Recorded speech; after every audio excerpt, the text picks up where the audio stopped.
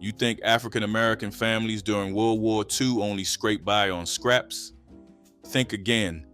Black kitchens turned wartime rationing into culinary brilliance, stretching pennies into feasts. Let's dig into 30 cheap 1940s dishes our black ancestors ate to survive.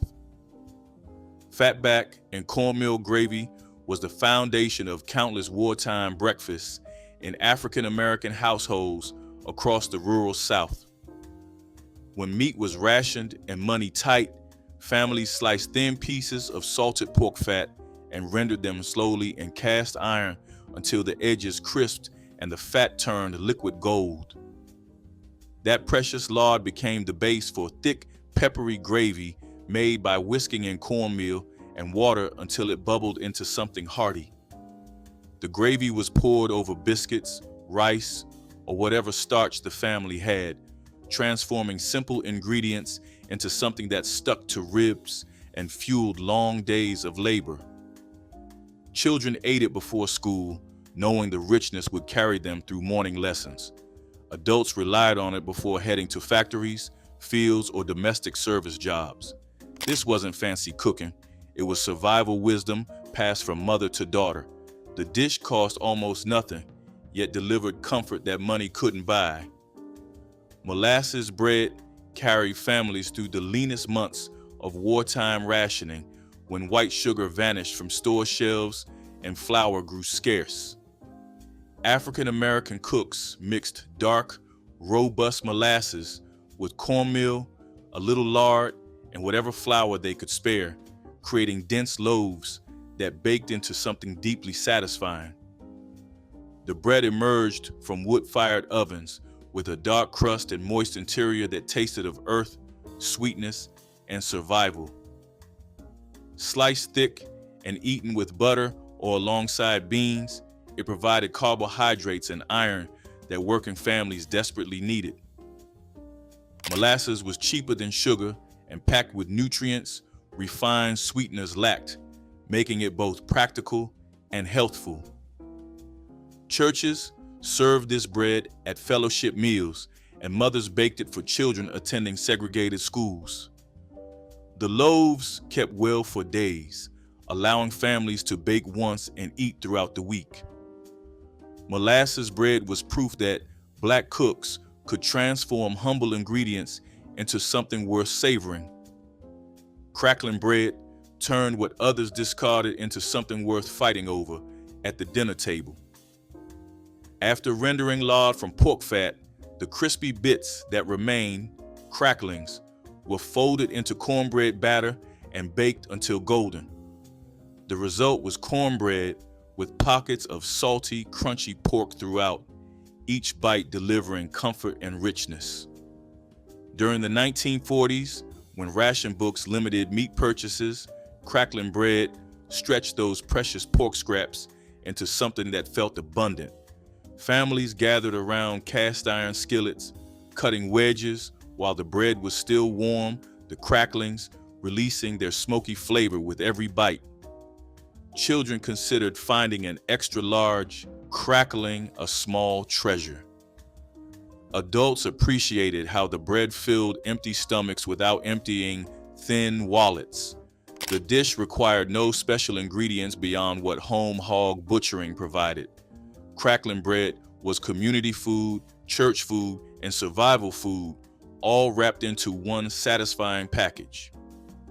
Potlikker soup was the ultimate waste-nothing creation that turned cooking liquid into a meal unto itself.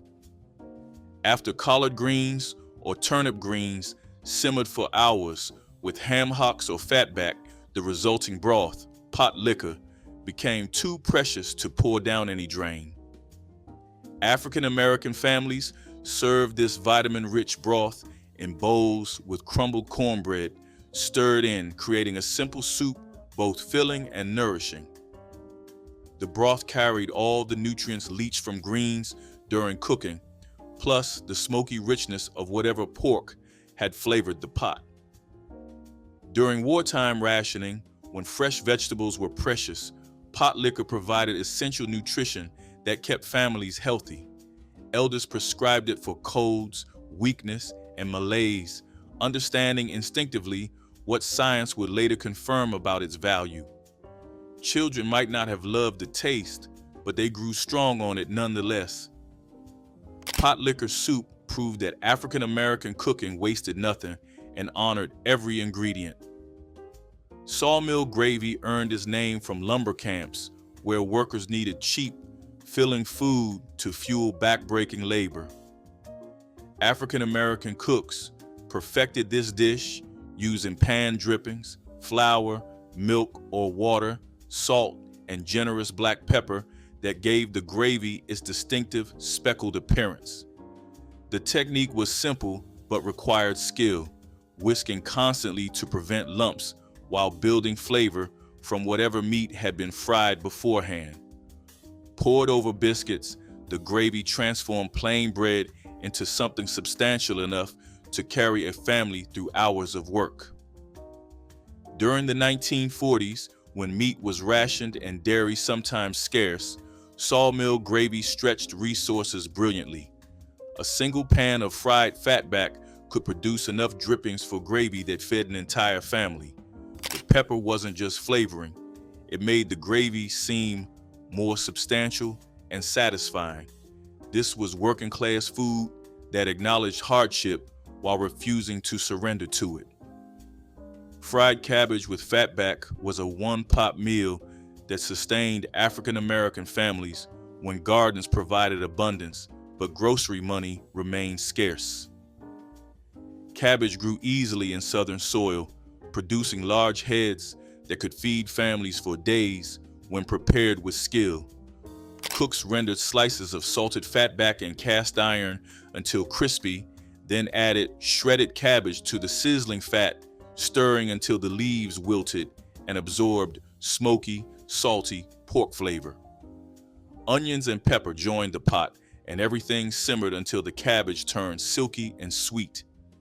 The dish required no expensive ingredients, just a vegetable costing pennies per pound and a small piece of preserved pork that stretched across multiple meals. During wartime, when fresh meat was limited by ration books, fatback became even more valuable as flavoring rather than main course. Children learned to love cabbage caramelized at the edges while staying tender inside. This was poverty food that never tasted poor. Peanut soup carried African roots directly into American kitchens, connecting 1940s families to culinary traditions that survived the Middle Passage. Ground peanuts were simmered with water or broth, onions, and whatever vegetables the garden provided, creating a creamy, protein-rich soup costing almost nothing. Peanuts grew easily in southern soil, and many African American families cultivated them in home gardens, providing reliable protein when meat was rationed. The soup was thick enough to satisfy hunger, yet simple enough for everyday cooking, often served with rice or cornbread. George Washington Carver had championed peanuts as a crop for black farmers, and dishes like this demonstrated his advocacy's wisdom. The flavor was earthy and rich, warming bodies and spirits on cold evenings when other comforts were scarce. Children preferred it to other vegetable soups because of its natural sweetness and creamy texture. Peanut soup represented cultural memory and practical survival combined. Blackstrap molasses milk was a morning ritual that delivered iron, calcium, and energy in one simple glass. African American mothers stirred spoonfuls of thick, dark molasses into warm or cold milk, creating a drink both nutritious and satisfying. During the 1940s, when children needed strength for long school days and adults required fuel for demanding labor, this drink provided essential minerals refined foods couldn't match. Blackstrap molasses contained more iron than most other foods, crucial for growing children and women of childbearing age. The taste was bold, earthy, and sweet with bitter undertones, but children learned to love it because their mothers made it with care. The drink cost pennies.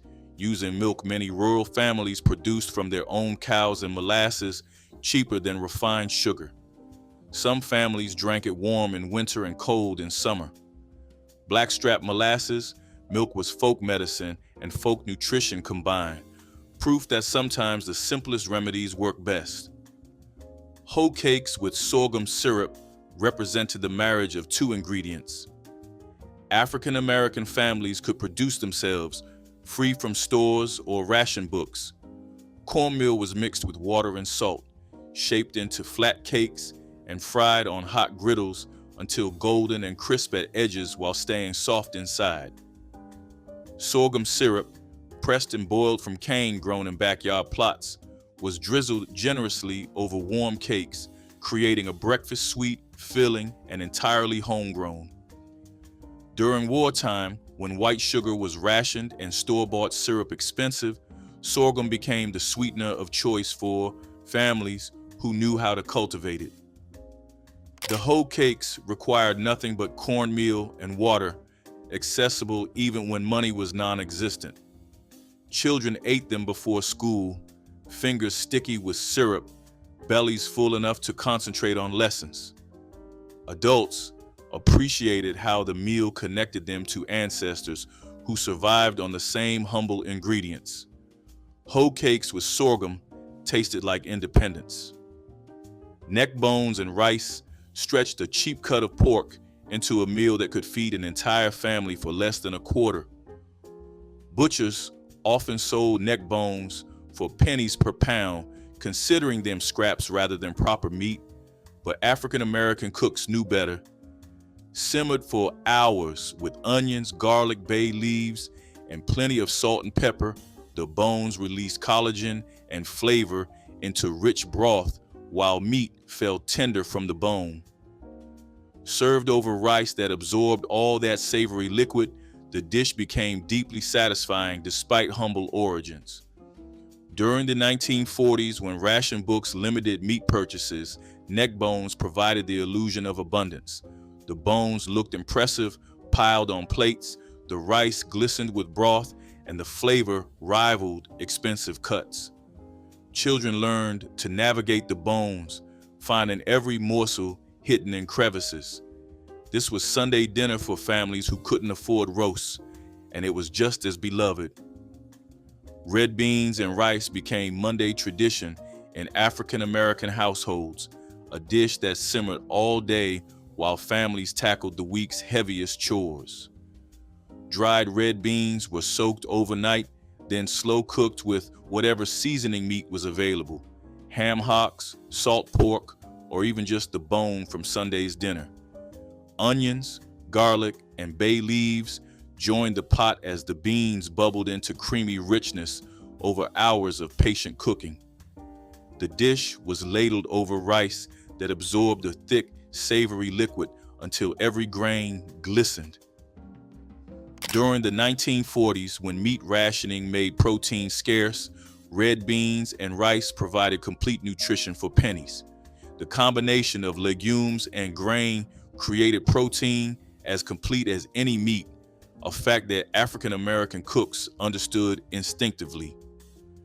Children ate hearty portions on Tuesday mornings, fueled by leftovers that tasted even better the second day. This was working class food, connecting wartime families to ancestors who survived on the same humble combination. Chitterlings represented the ultimate expression of waste-nothing cooking, transforming pig intestines into a dish that families anticipated all year. Cleaning chitterlings was labor-intensive work that took hours of scrubbing, soaking, and rinsing until every trace of impurity was gone. Once cleaned, they were simmered with onions, vinegar, and red pepper flakes until tender and richly flavored. The smell filled entire neighborhoods, announcing that something special was cooking. During wartime, when butchers sold these scraps for almost nothing, chitterlings provided affordable protein that stretched tight budgets. African American families served them during holidays, transforming what others considered waste into celebration food. The texture was unique, tender, and slightly chewy, with a flavor that inspired fierce loyalty among those who loved them. Children often wrinkled their noses at first, but many grew to crave the dish as adults. Chitterlings carried cultural memory forward, connecting 1940s families to survival traditions. Buttermilk cornbread was the daily bread of African American households throughout the 1940s, baked fresh in cast iron skillets that gave it a perfect golden crust. Cornmeal was cheaper than wheat flour and didn't require ration stamps, making it the foundation of countless meals. Buttermilk, often produced at home or traded with neighbors, added tang and tenderness that water alone couldn't provide. The batter was poured into sizzling hot skillets, greased with bacon drippings, creating an immediate crust that sealed in moisture. The bread emerged crusty outside, tender and slightly crumbly inside, perfect for soaking up potlikker or gravy. Families ate it at every meal, crumbled into milk for breakfast, alongside vegetables for dinner, or with molasses as dessert. Children learned to bake cornbread by watching mothers and grandmothers, inheriting techniques passed through generations. This wasn't fancy bread, but it was essential, providing comfort and sustenance when both were needed most. Collard greens with ham hocks simmered for hours on the back of wood stoves, filling African American homes with the smell of smoky pork and tender greens. Fresh collards were stripped from their tough stems, washed repeatedly to remove grit, then piled into large pots with ham hocks that had been bargained for at the butcher. The greens cooked down dramatically, releasing their vitamins into the cooking liquid while absorbing the salty, smoky essence of the pork.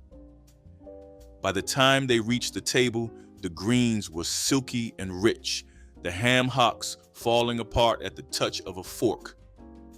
During wartime rationing, this dish provided essential vitamins and minerals that kept families healthy through lean months. The potlikker left behind was never wasted. It was sipped from cups or soaked up with cornbread. Collard greens represented Sunday dinner, holiday tables, and everyday nourishment all at once. Children who grew up eating them carried the taste into adulthood, forever linking the dish to memories of home. Sweet potato pone was a dense, spiced dessert that satisfied sweet cravings when refined sugar was rationed and store-bought treats were unaffordable. Grated sweet potatoes were mixed with molasses, eggs, butter, and warming spices like cinnamon, nutmeg, and ginger, then baked until set and caramelized at the edges. The result was something between pudding and cake, moist, intensely sweet from the potatoes themselves, and deeply comforting. African American families served it warm, sometimes with a splash of cream or buttermilk poured over the top. Sweet potatoes grew abundantly in southern gardens, making this dessert accessible even when money was scarce. The dish connected families to African foodways, where root vegetables had long been transformed into sweets. Children begged for second helpings, scraping every bit of caramelized edge from the pan. Sweet potato pone proved that dessert didn't require expensive ingredients, just creativity, patience, and produce from the garden. Oxtail stew transformed a cut that butchers practically gave away into one of the most flavorful dishes in African American cooking. The bony tails were browned in cast iron, then braised for hours with onions, tomatoes, and whatever root vegetables the garden provided until the meat fell from the bone. The collagen in the bones melted into the cooking liquid, creating a thick, rich gravy that coated every ingredient with silky richness. During the 1940s, when better cuts of beef were rationed or too expensive, oxtails provided deep, beefy flavor at a fraction of the cost. Families served the stew over rice or with cornbread to soak up every drop of the precious gravy. The meat required patience. There was no rushing oxtails, but the reward was worth every hour of simmering. Children learned to work around the bones, finding tender meat in every crevice. Oxtail stew was Sunday dinner for families who knew that the cheapest cuts often delivered the richest flavors. Fried salt pork with red-eye gravy was a breakfast that turned preserved meat and leftover coffee into something surprisingly sophisticated. Thick slices of salt pork were fried in cast iron until crispy at the edges and rendered of their fat, then removed while the pan stayed hot. Strong black coffee was poured into the sizzling drippings, creating a thin, dark gravy that bubbled and concentrated into something intensely savory with bitter undertones. The gravy was spooned over the pork and alongside biscuits or grits, transforming simple ingredients into a meal that satisfied deeply. During wartime, when fresh meat was scarce, salt pork kept without refrigeration and stretched limited ration allowances. The coffee in the gravy wasn't waste. It was clever recycling of yesterday's pot into today's flavor. African American families ate this breakfast before heading to demanding jobs, knowing the salt and fat would fuel them through long hours. Red-eye gravy was working-class ingenuity at its finest. Hoppin' John carried luck and prosperity into African American households, especially when served on New Year's Day, but families ate it throughout the year because it was cheap and filling. Black-eyed peas were simmered with rice, onions, and whatever pork seasoning was available, bacon ends, ham hocks, or salt pork, until everything melded into a dish that was greater than its parts. The peas provided protein, the rice provided bulk, and the pork provided the rich, smoky flavor that made the dish worth eating. During the 1940s, when ration books limited meat purchases, Hoppin' John stretched a small amount of pork into a meal that fed entire families. Some served it with collard greens, believing the combination brought both luck and money in the coming year. The dish required minimal supervision, just time and a steady flame, freeing cooks for other work. Children ate it without complaint because the flavors were familiar and comforting. Hoppin' John was tradition, economy, and good eating combined. Liver and onions provided iron-rich nourishment that African American mothers knew their families desperately needed, even if children didn't always appreciate it. Beef or pork liver was sliced thin, soaked in milk to mellow its mineral intensity, then dredged in seasoned flour and fried until just cooked through. Onions were caramelized in the same pan, their sweetness balancing the liver's earthy richness, then piled on top like a savory crown. The dish was served hot, often over rice or with biscuits to catch the flavorful pan drippings. During wartime, when liver was cheaper than muscle meat and not subject to the same rationing restrictions, it became a practical protein source for budget-conscious families. The iron content was especially valuable for women and growing children, something mothers understood instinctively. The key was not overcooking. Properly prepared liver was tender, not rubbery, with a richness that converted many skeptics. Liver and onions was medicine disguised as dinner. Cornmeal mush was poverty food reduced to its essence, nothing but cornmeal, water, and salt cooked into a thick porridge that could sustain families when nothing else was available. The cornmeal was stirred slowly into boiling water, whisked constantly to prevent lumps until it thickened into a smooth, dense mass that could be eaten immediately or poured into pans to set.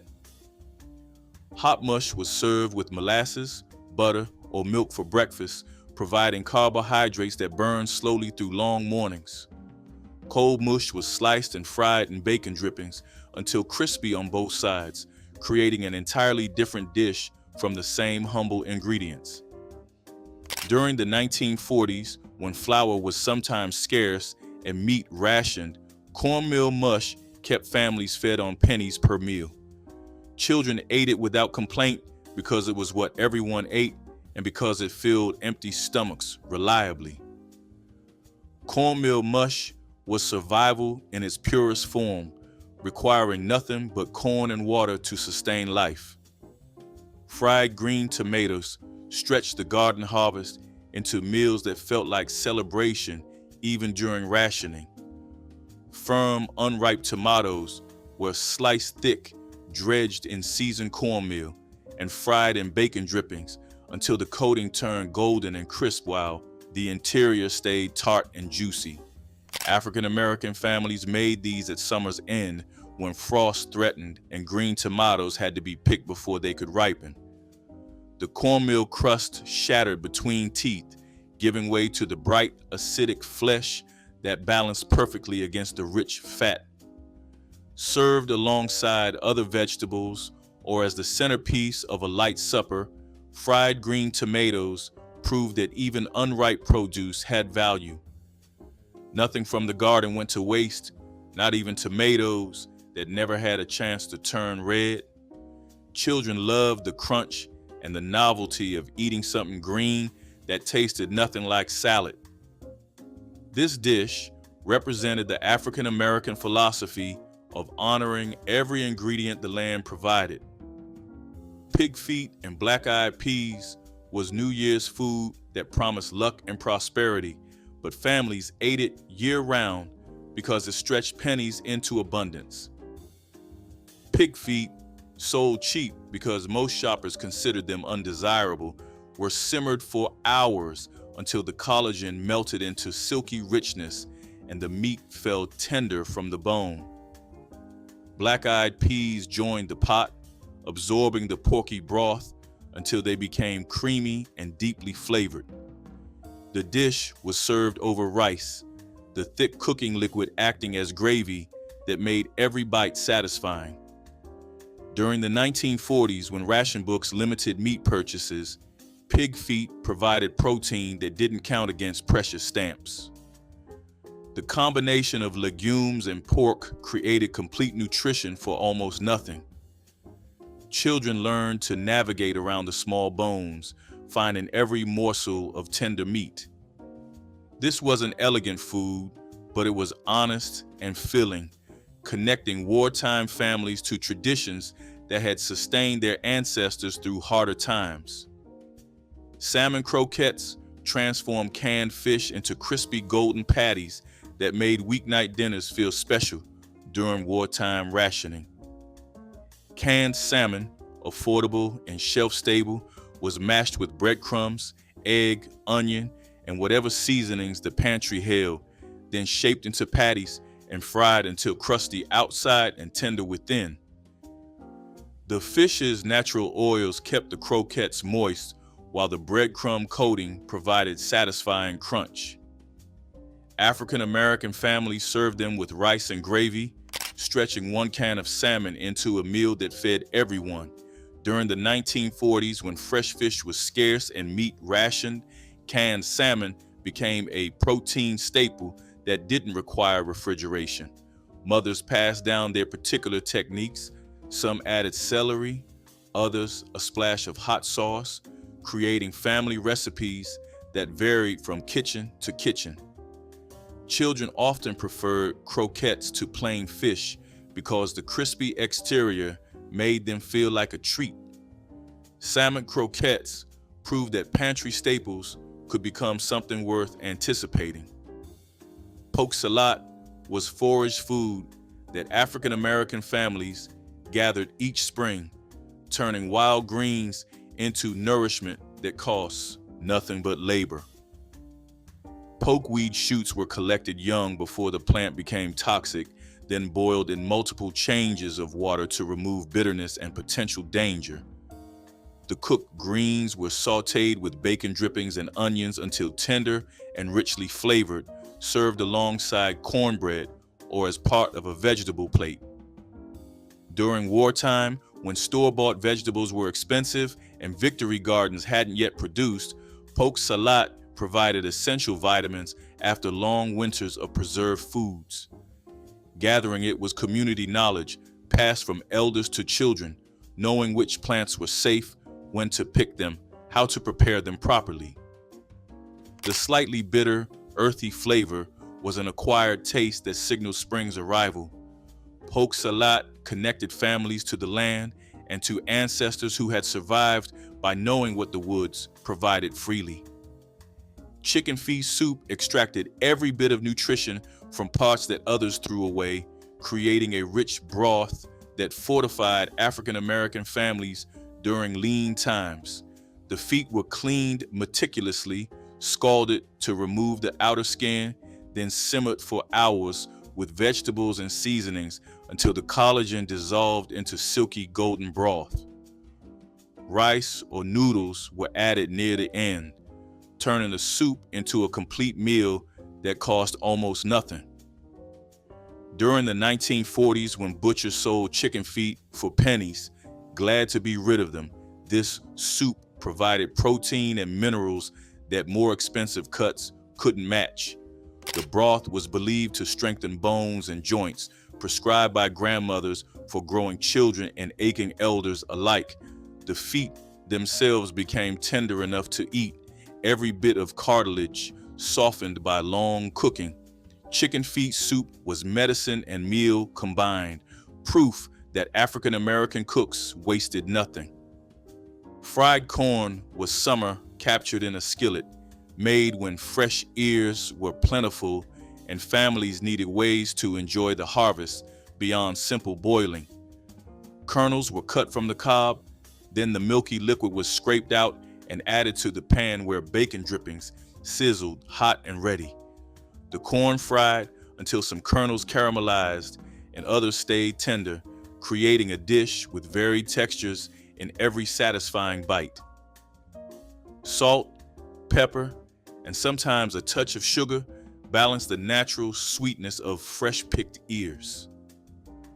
During the 1940s, when families grew their own corn or bought it cheap at roadside stands, fried corn stretched the brief harvest season into multiple memorable meals. Children fought over the crispy bits that stuck to the bottom of the cast iron, scraping every last caramelized kernel.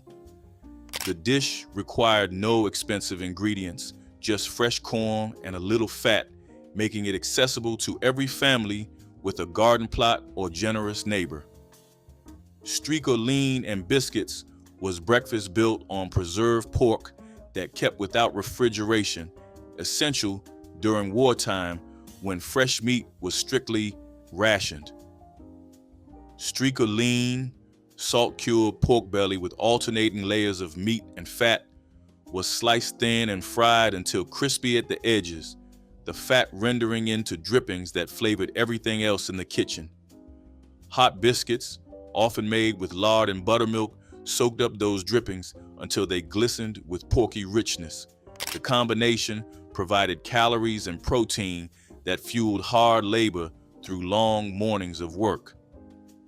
African American families kept streaker lean in smokehouses or cool cellars, knowing it would last through seasons when fresh meat was impossible to find. The salty, smoky flavor became the taste of morning itself for generations of children who woke to that smell drifting from cast iron skillets. This was survival food elevated to comfort. Tomato gravy over rice turned garden abundance into everyday sustenance when fresh tomatoes ripened faster than families could possibly eat them. Ripe tomatoes were chopped and simmered with bacon drippings, flour, and seasonings until they broke down into thick, savory gravy with bright acidity that lingered on the tongue. Ladled over rice, the gravy created a filling meal from ingredients that cost almost nothing during growing season. African American families made this dish throughout summer and early fall using tomatoes that would otherwise spoil before they could be canned or preserved. The gravy was tangy and rich, the rice providing neutral backdrop for the tomatoes' bold, sun-ripened flavor. Children ate it happily because it tasted like something special despite its simplicity. During wartime, When every vegetable mattered, tomato gravy ensured nothing from the garden went to waste. This was practical cooking that honored what the land gave. Crackling cornbread pones were hand-shaped cakes that combined two Southern staples into something greater than either ingredient alone. Cornmeal batter was mixed with crispy cracklings left from rendering lard, shaped into oval pones by hand, and baked until crusty outside and tender within. Each bite delivered cornbread's comfort, punctuated by pockets of salty, crunchy pork that burst with flavor. During the 1940s, when hog killing season provided families with fresh cracklings, these pones appeared on tables throughout winter months.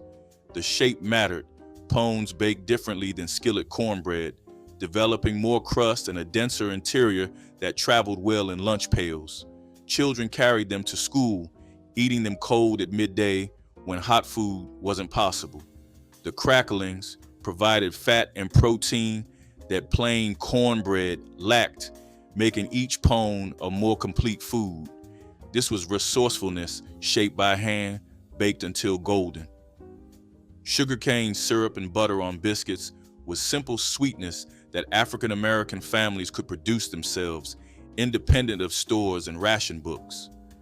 Fresh biscuits were split while still steaming, spread thick with butter, churned at home or bought from neighbors, then drizzled with syrup pressed from cane grown in backyard plots. The combination was breakfast, dessert, and comfort all at once.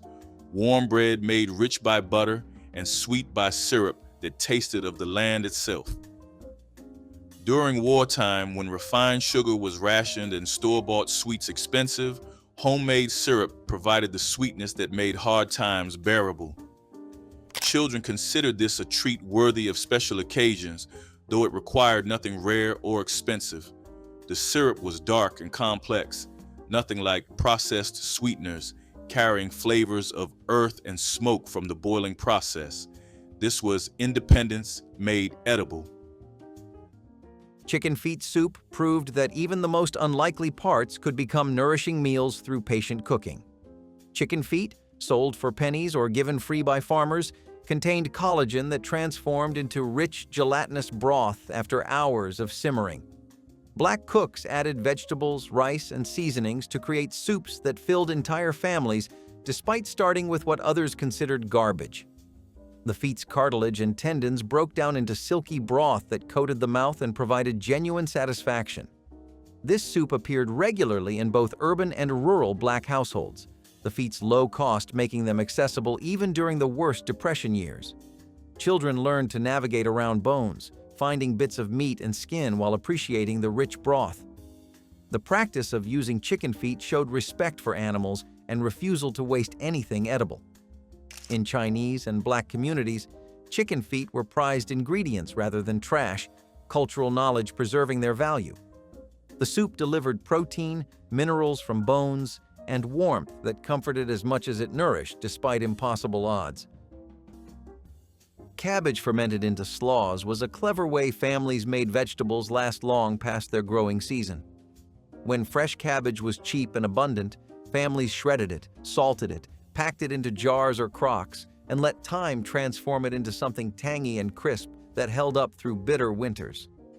This fermentation not only preserved the cabbage but added flavor and nutrients when meals were often plain and repetitive. During the Depression, when fresh greens disappeared quickly, having a jar of fermented slaw meant there was always something bright and sharp to cut through heavy dishes. It brought contrast to beans, cornbread, or stews, and made even the simplest supper feel complete. Kids might wrinkle their noses at the smell, but adults appreciated how far a single head of cabbage could be stretched. Cabbage slaw was survival with personality, tart, lively, and always ready to remind families that good food could still exist in hard times.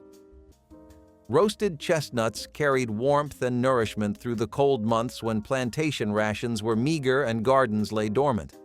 Enslaved families foraged chestnut trees that grew wild in the surrounding woods, gathering the smooth brown nuts and roasting them in hearth ashes or iron skillets until their shells cracked and the sweet flesh softened.